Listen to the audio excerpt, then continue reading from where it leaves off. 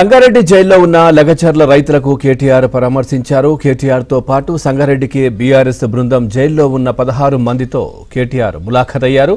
ఇక అరెస్ట్ చేసిన వాళ్లను వెంటనే విడుదల చేయాలని డిమాండ్ చేశారు. వాళ్ళ బీఆర్ఎస్ వాళ్ళని తీసుకొచ్చి జైల్లో పెట్టడం అంటే వాళ్ళ ఉద్దేశం ఒకటే, తమ చాతగాని తనాన్ని 9 నెలలుగా తమ ప్రభుత్వం విఫలమైన పద్ధతిని ఇవాళ దాచుకోవడానికి ముఖ్యమంత్రి నియోజకవర్గంలో అధికారులకు జరిగిన పరాభవానికి ఇవాళ ఏం చెప్పాలనో తెలియక సిగ్గు లేకుండా దీనికి రాజకీయ రంగు పులిమి వాళ్ళని బెదిరించే ప్రయత్నం చేస్తూ ఉన్నారు. ఇంకా అరాచకం ఏంటంటే 21 మంది మొత్తం ఎస్సీ ఎస్టీ బీసీ రైతులు, ఒక ఆయన విష్ణువర్ధన్ రెడ్డి ఆయన కూడా ఉన్నాడు, ఆయన కూడా పాపం ఇంట్లో ఉన్నాడు. వాళ్ళందరినీ పిచ్చి కొట్టుడు కొట్టినారు, చిత్రహింసలు పెట్టినారు, 3rd డిగ్రీ టార్చర్ పెట్టినారు. కొడంగల్ సిఐ, కొడంగల్ ఎస్ఐలు, వికారాబాద్ ఎస్పీ ఆయన పేరు నారాయణ రెడ్డి, వీళ్ళంతా కలిసి వీళ్ళను చిత్రహింసలు పెట్టినారు. 3 గంటలు కొట్టినారు.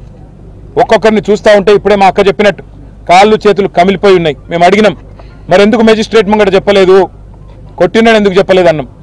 మీరు చెప్తే మళ్ళా కొడతాం, మీ ఇంటికి పోయి మీ ఇంటోళ్ళని కొడతామని చెప్పినారు.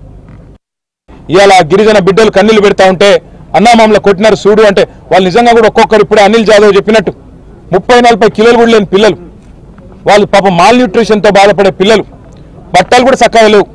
వాళ్ళు కలెక్టర్ని కొట్టినరు, అటెంప్ట్ మర్డర్ అని పెట్టడానికి నీకు మనసెట్లా ఒప్పింది రేవంత్ రెడ్డి అని నేను అడుగుతా ఉన్నా. చేతనైతే మాతోని కొట్లాడు, చేతైతే రాజకీయ నాయకులుగా మాతోని తలపడు, అంతేగాని పేదలకు ఈ రకమైన కష్టం కలిగించవద్దు. బేషరతుగా ఇక్కడైనా సిగ్గు తెచ్చుకొని ఈ కేసులన్నీ వెంటనే రద్దు చేయాలి, వాళ్ళని వెంటనే విడుదల చేయాలని చెప్పి మేము డిమాండ్ చేస్తూ ఉన్నాం.